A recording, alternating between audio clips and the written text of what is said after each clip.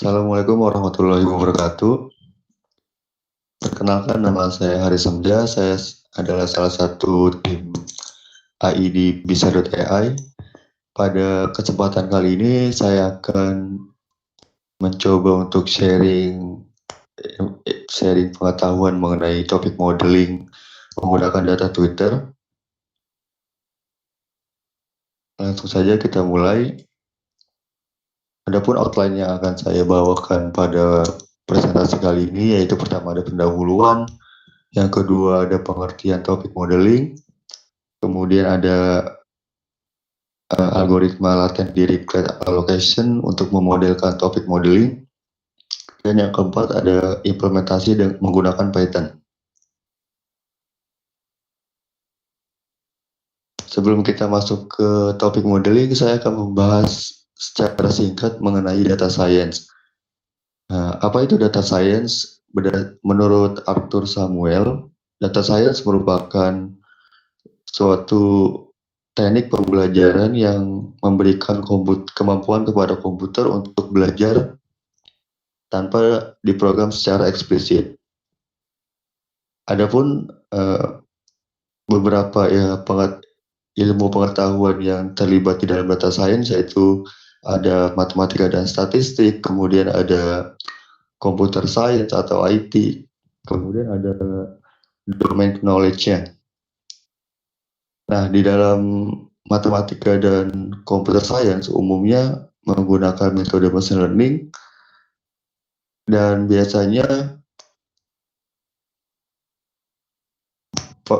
bahasa pemrograman yang digunakan untuk menganalisis suatu data menggunakan Python ataupun R.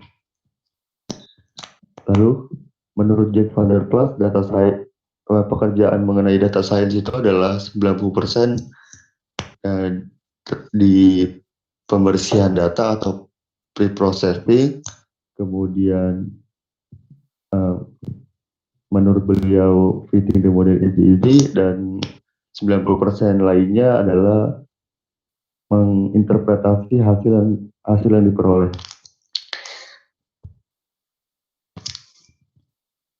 Data science memiliki beberapa tipe data. Terdapat data terstruktur seperti data tabular atau data numerik. Kemudian juga terdapat data-data yang tidak terstruktur. Misalnya data DNA di ilmu bioinformatics, kemudian ada data image, ada data teks, dan data suara, serta data-data lainnya. Setiap data ini memiliki cara penanganan atau treatment data yang berbeda-beda,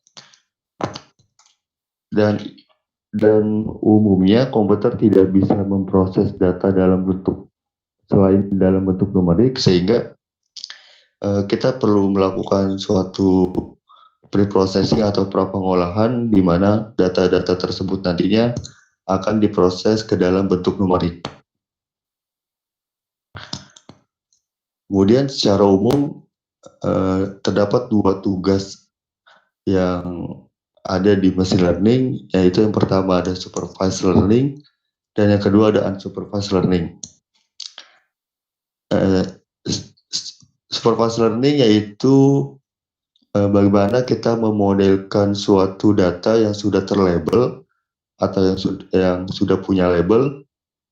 Nantinya komputer akan belajar dari data-data yang sudah terlabel tersebut, kemudian akan menghasilkan suatu model, di mana model tersebut nantinya akan dapat memprediksi ketika data baru itu masuk. Sedangkan kalau untuk unsupervised learning, data tersebut tidak punya label atau belum terlabeli. Jadi kita hanya mengelompokkan data-data tersebut berdasarkan kemiripannya.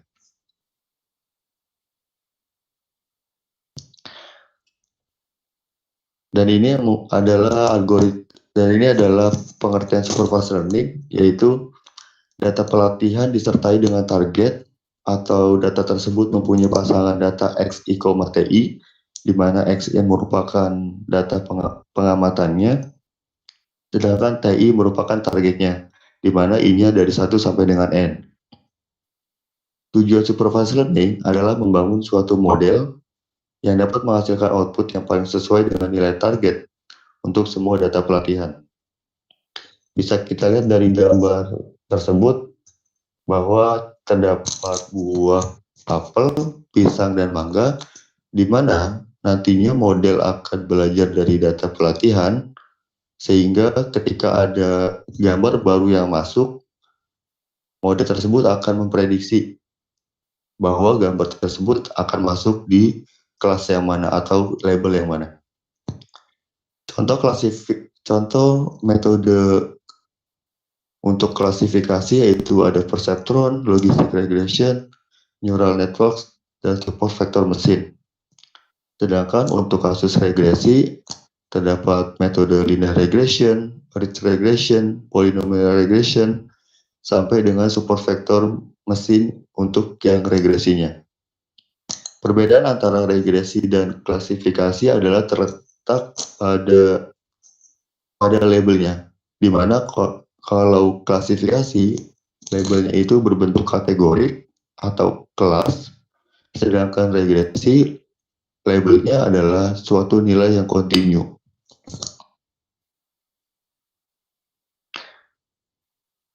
Kemudian ada unsupervised learning. Pada unsupervised learning, data pelatihan tidak disertai dengan nilai target atau data hanya memiliki atau data itu hanya terdapat XI, tidak terdapat TI berbeda dengan supervised learning. Tujuannya adalah membangun algoritma atau model yang dapat mendeskripsikan struktur tersembunyi pada data atau variabel. Kalau kita lihat gambar bahwa sebelum data tersebut dikelompokkan, data tersebut merupakan data yang sama, sedangkan ketika kita sudah kelompokkan ke dalam beberapa klaster, maka data tersebut akan terbagi ke dalam beberapa kelompok. Contoh metode yang ada dua pendekatan yang ada pada unsupervised learning, yaitu clustering, dan yang kedua adalah reduksi dimensi. Di mana reduksi dimensi, perbedaan clustering dengan reduksi dimensi adalah terletak pada tugasnya. Kalau clustering, kita ingin mengelompokkan suatu data ke dalam beberapa kelompok, sedangkan untuk reduksi dimensi, kita akan mereduksi dimensi suatu data ke dalam dimensi yang lebih kecil. Contoh metode atau algoritma yang digunakan pada clustering adalah k-means dan Fuzzy-means. Sedangkan untuk reduksi dimensi terdapat metode Principal Component Analysis atau PCA dan Latent Semantic Analysis. Kemudian coba kita masuk ke dalam text mining. Apa yang dimaksud dengan text mining? Text mining adalah mekanisme untuk mengerti dan mengekstraksi informasi yang berarti dari data tidak terstruktur, yaitu data teks dalam jumlah yang besar. Jadi ketika kita ingin memproses suatu data teks, maka umumnya kita menggunakan text analysis atau text mining.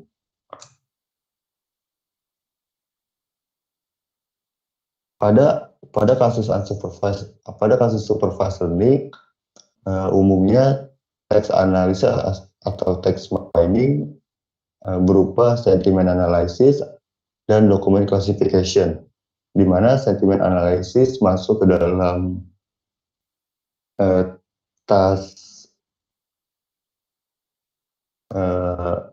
klasifikasi, yaitu di mana data teks itu mempunyai labelnya.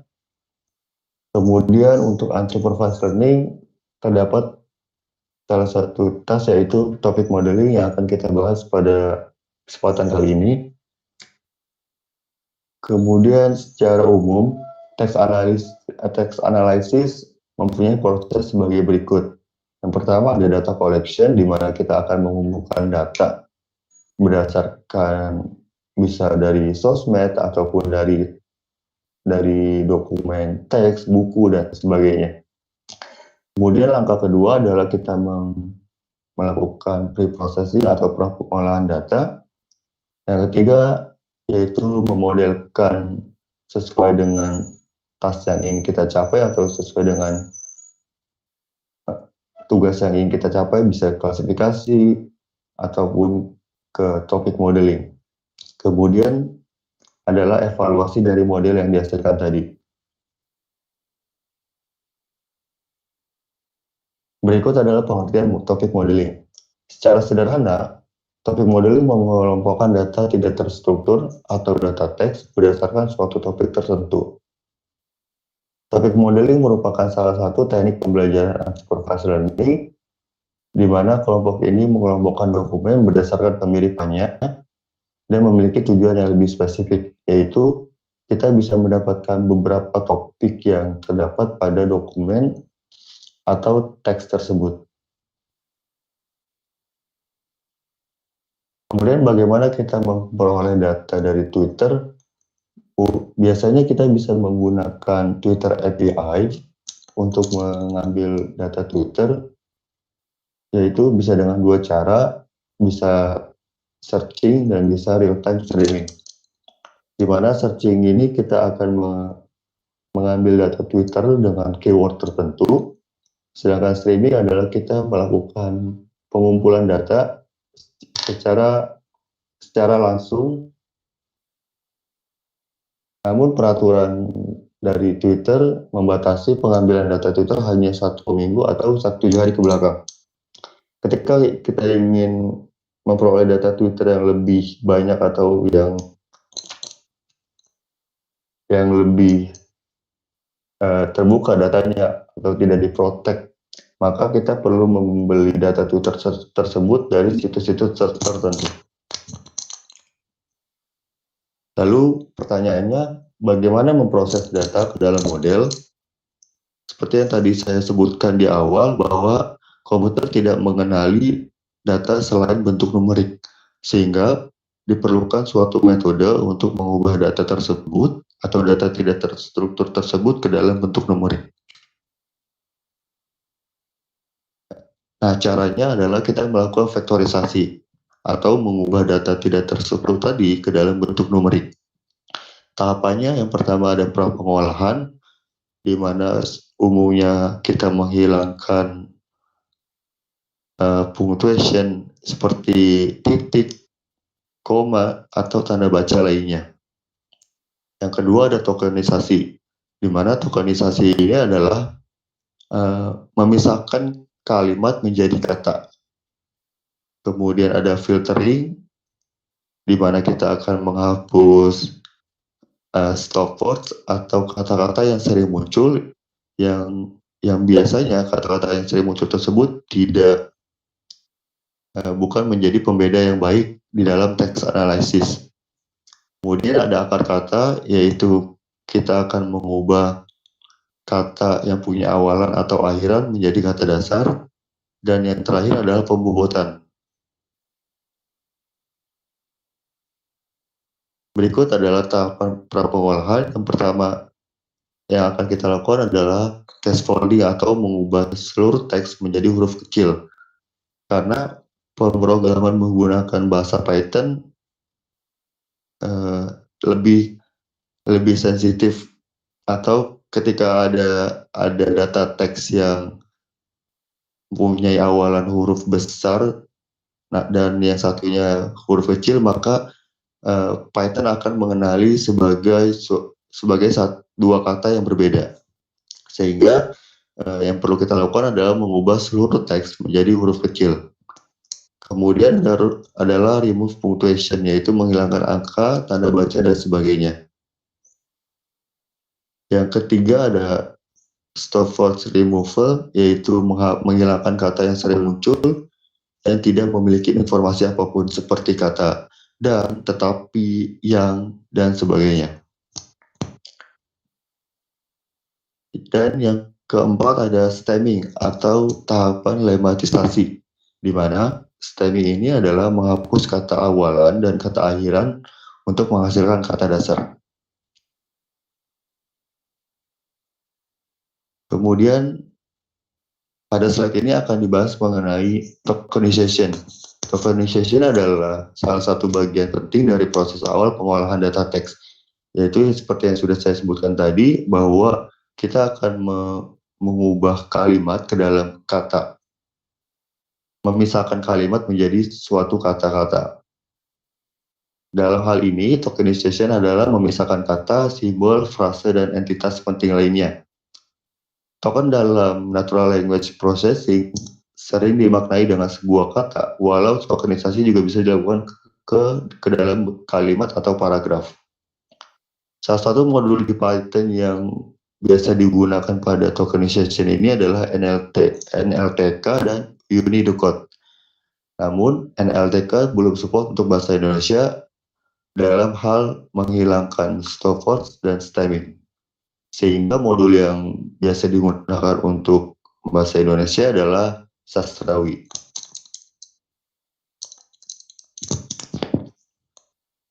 Kemudian pembobotan. Terdapat dua jenis cara pembobotan dari kata atau data teks, yaitu ada back of words dan word embedding. Di mana back of words itu terdapat salah satunya adalah word count, term frequency, kemudian ada term frequency, inverse document frequency. Sedangkan untuk word embedding terdapat metode seperti word to face atau gloss. Perbedaannya untuk back of words adalah menghitung kemunculan kata di dalam setiap dokumen. Sedangkan word embedding kita akan melihat hubungan kata dengan kata lainnya. Kalau untuk back of words biasanya satu kata itu direpresentasikan sebagai sebuah nilai skalar, sedangkan untuk word embedding suatu kata itu direpresentasikan dalam bentuk vektor. Sehingga kalau kita bisa lihat pada gambar word embedding ini, di mana kata-kata yang memiliki kemiripan sangat dekat akan terletak dekat di dalam ruang vektornya tersebut. Pada kesempatan kali ini saya hanya akan membahas metode pembobotan TF-IDF, di mana TF-IDF bekerja dalam menentukan frekuensi relatif suatu kata, kemudian dibandingkan dengan proporsi kata tersebut yang muncul pada seluruh dokumen. Intuisinya adalah kata yang muncul di banyak dokumen bukanlah pembeda yang baik. Kemudian penggabungan skema term frekuensi atau TF dengan inverse document frequency atau IDF telah terbukti sebagai metode yang kuat sebagai teknik untuk memproses data teks atau keperluan lainnya. Berikut adalah algoritma pembobotan pada TF-IDF, di mana berdasarkan namanya, yaitu TF dikalikan dengan IDF, TF itu menyatakan kata yang muncul pada dokumen ke J, atau kata ke I yang muncul pada dokumen ke J. Jadi misalkan terdapat kata tidak yang muncul di dalam satu dokumen dan itu terhitung 2, maka TF-nya itu bernilai 2. Sedangkan untuk IDF-nya diberikan rumus log dari N dibagi dengan DFI, di mana DFI itu adalah banyaknya dokumen yang mengandung kata ke I. Kemudian metode yang umum digunakan pada topik modeling adalah Latent Dirichlet Allocation atau LDA. Metode yang dikembangkan oleh Blay ini pada tahun 2003 mempunyai pendekatan struktur data ke dalam 3 level, yaitu kata, topik, dan dokumen.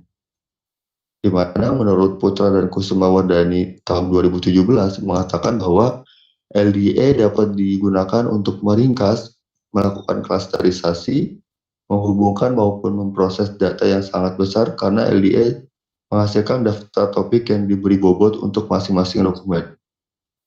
Kita bisa lihat contohnya nanti pada implementasi Python-nya. Kemudian secara umum algoritma pada latent record allocation seperti ini, di mana LDA mempelajari hubungan antara kata, topik, dan dokumen dengan mengasumsikan bahwa dokumen dihasilkan dari beberapa topik.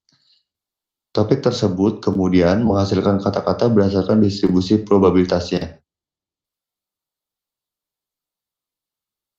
Kita bisa lihat bahwa langkah-langkah yang perlu dilakukan pada LDA yaitu pertama memilih theta I yang berdistribusi directed alpha, kemudian untuk setiap word W-nya yang merupakan elemen dari dokumennya, pertama kita memilih topik ZJ yang berdistribusi theta I, kemudian memilih kata WJ yang berdistribusi PZ, di mana distribusi theta ini merepresentasikan probabilitas setiap topik yang muncul dalam setiap dokumen.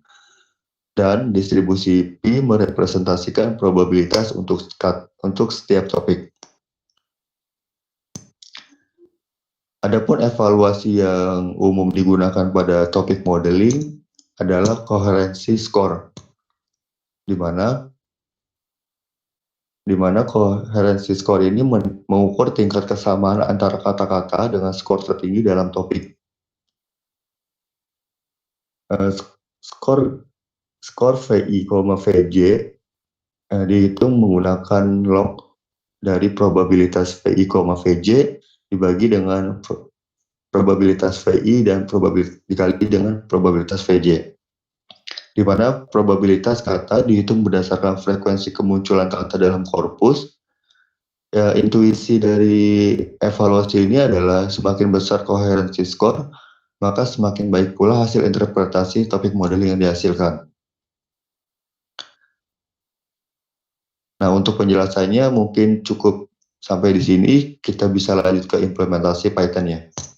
Di sini saya akan coba memproses data Twitter. Saya menggunakan teknik crawling, yaitu mengambil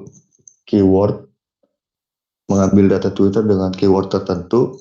Nah, di sini saya coba mengambil keyword hashtag COVID dan PSBB. Nah, di mana yang perlu kita lakukan untuk crawling data Twitter tersebut, kita butuh consumer key dan consumer secret yang diperoleh dari apps Twitter. Nah, setelah itu, setelah kita crawling, kita tentukan maksimal tweets yang kita inginkan. Di sini saya hanya mengambil 1000 tweet, di mana nantinya file yang akan saya simpan ke dalam bentuk JSON. Kemudian saya akan membaca format JSON tersebut dan saya jadikan dalam bentuk data frame. Nah, proses ini saya abaikan karena saya langsung masuk ke dalam datanya, dan data yang saya peroleh sudah saya convert ke dalam CSV. Bisa kita lihat bahwa data tersebut terdapat kolom teks, length, create, add, dan country. Di mana yang akan kita proses nantinya adalah data frame dengan kolom teks ini. Kemudian saya membuat satu library text classification yang nantinya akan digunakan untuk tahap prapengolahannya, di mana terdapat beberapa parameter yang perlu diatur, yaitu ada f-slang, bahasa, stops, s-wes, dan slang s. Nah, kalau kita bisa lihat bagaimana library tersebut memproses data teks sehingga menghasilkan suatu data yang sudah bersih. Contohnya, misalkan saya akan mengcleaning atau melakukan prapengolahan dalam data teks dengan indeks ke 0, di mana data teks aslinya itu yaitu seperti yang bawah ini, RT, at Republik Online, transmission rate COVID, dan sebagainya. Kita bisa lihat hasilnya seperti ini. Nah, terdapat beberapa parameter yang saya pilih, di mana saya akan mengambil kalimat tersebut dengan minimal katanya itu adalah 4, sehingga jika ada kata yang kurang dari 4 huruf, maka kata tersebut akan dihapus dari kalimat tersebut. Kemudian saya menghilangkan at dan huruf yang mengikutinya atau tanda baca yang mengikutinya. Kemudian juga di dalam codingan preprocessing ini saya menghilangkan link website, kemudian juga saya hilangkan hashtagnya, sehingga dihasilkan seperti ini, yaitu transmission rate COVID Surabaya Raya kembali naik setelah berakhir. Nah, untuk pembersihan seluruh datanya saya lakukan seperti ini, di mana datanya itu terdapat sebanyak 1096 data. Kemudian data yang sudah saya lakukan preprocessing tadi belum saya lakukan tahap remove stop words dan lematisasi atau menjadikan kata tersebut ke dalam bentuk dasar. Saya lakukan perintah seperti ini, di mana saya gunakan library atau modul sastrawi untuk menghapus stop words dan melakukan lematisasi, dan dihasilkan data seperti ini.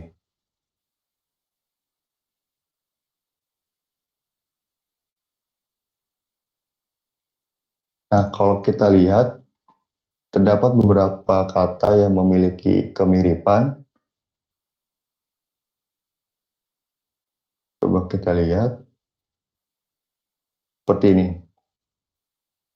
Nah, nantinya kalimat yang memiliki kemiripan saya akan hapus, sehingga hanya salah satu saja yang diambil,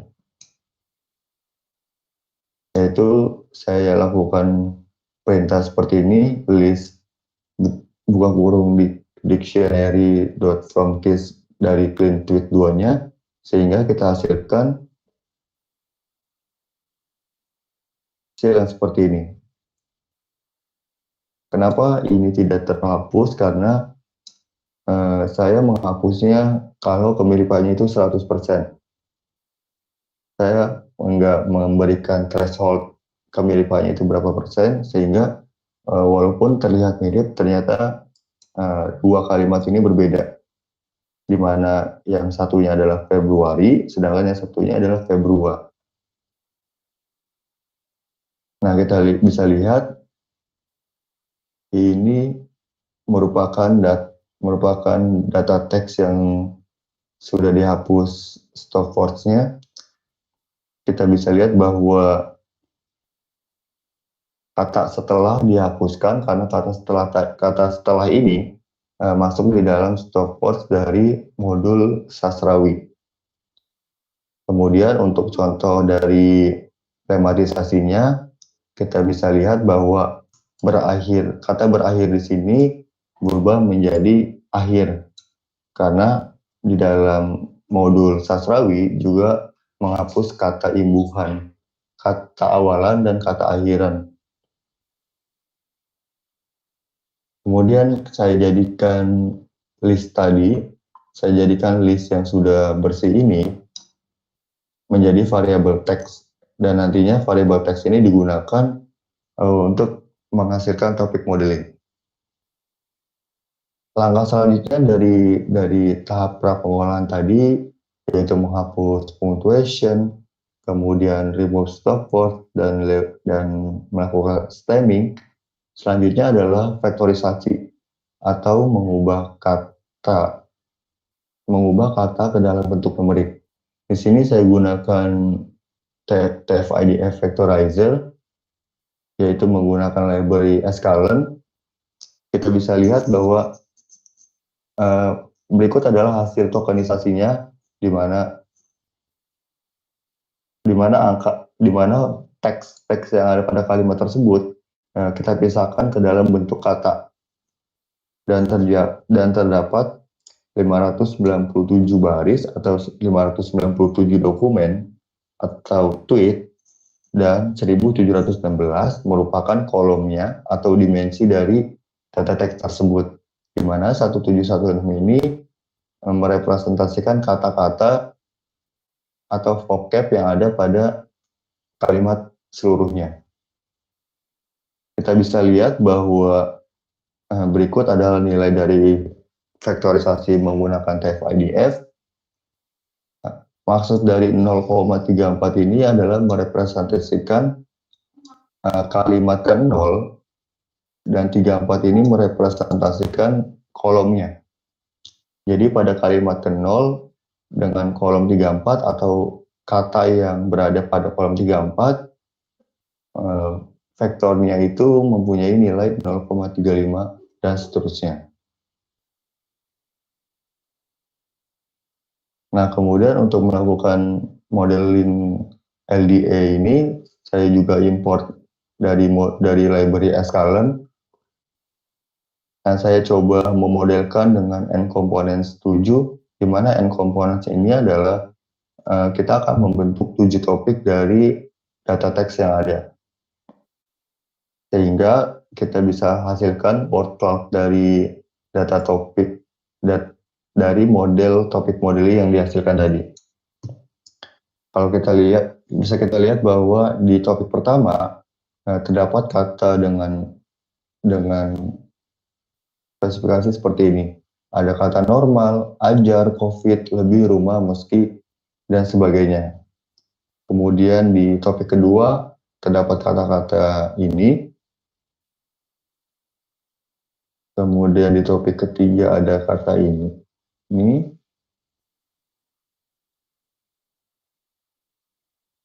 Di topik keempat terdapat kata protokol, transisi, kasus baru, tambah, pasien.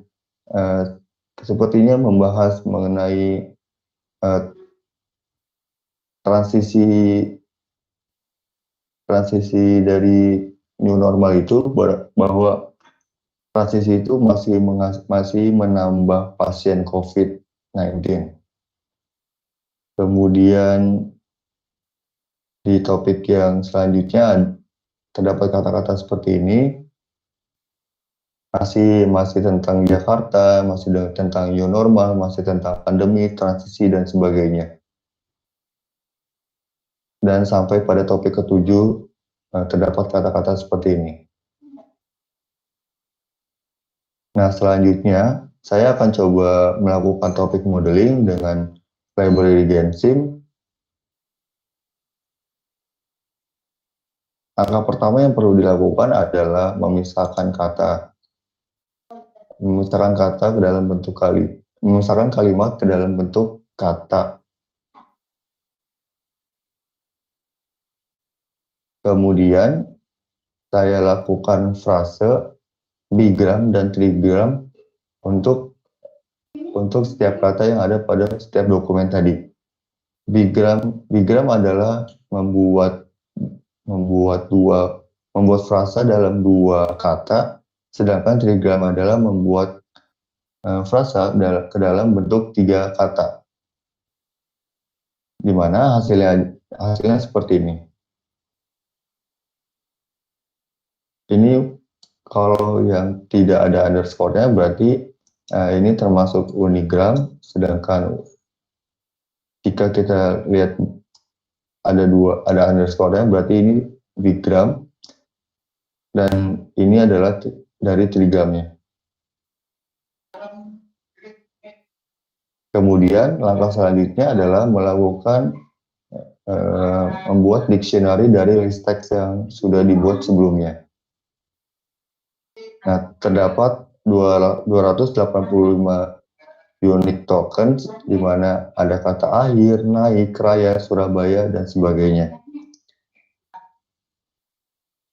Kemudian yang perlu kita lakukan adalah mengkonversi korpus ke dalam bentuk dokumen termatrix menggunakan dictionary yang dibentuk sebelumnya, yaitu menggunakan perintah doc2bow, di mana ini merupakan perintah untuk membentuk kata ke dalam matriks, yaitu BOW ini adalah yang sudah saya sebutkan tadi, bag of votes.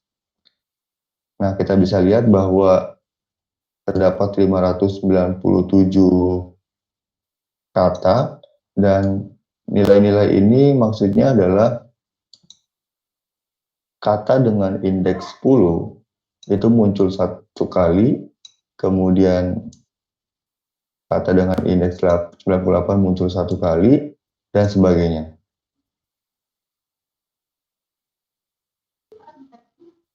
Kemudian saya lakukan modeling dengan menggunakan library Gensim, dan saya hitung koherensi model, yaitu yang sudah saya jelaskan tadi, bahwa koherensi itu digunakan untuk melihat seberapa baik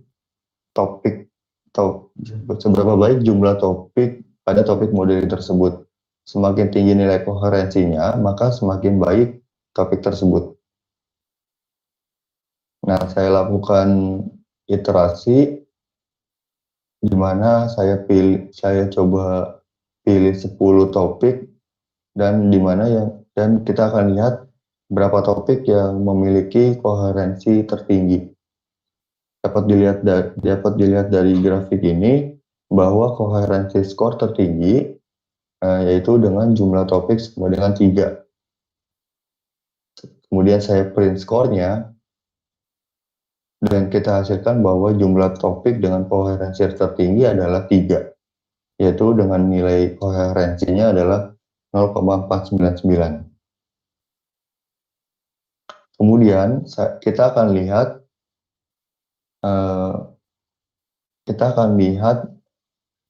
di dalam topik-topik tadi mana kata yang memberikan bobot tertinggi, di mana pada topik pertama terdapat kata Jakarta, zona merah, masa, dishub, sampai dengan kata orang. Maksud angka-angka ini merepresentasikan bobot pada topik tersebut. Kemudian di topik yang kedua terdapat kata batas sosial, kemudian ada batas sosial berskala besar, kemudian ada subjek gakum, camat sumur, sampai dengan kata jadi. Sedangkan untuk topik yang ketiga terdapat topik dengan kata tugas, transisi, jadi, gugus, dan sampai dengan kata Jakarta ini. Saya hanya memunculkan 10 kata teratas dari topik yang sudah terbentuk. Nah, kalau kita bisa lihat nilai katanya mempunyai bobot masing-masing, yaitu pada kolom P ini.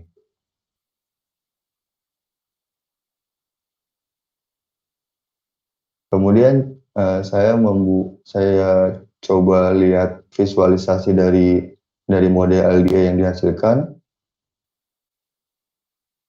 Ini dalam bentuk HTML, di mana terdapat 3 topik, yaitu di topik pertama terdapat 30 kata yang paling relevan di dalam topik tersebut.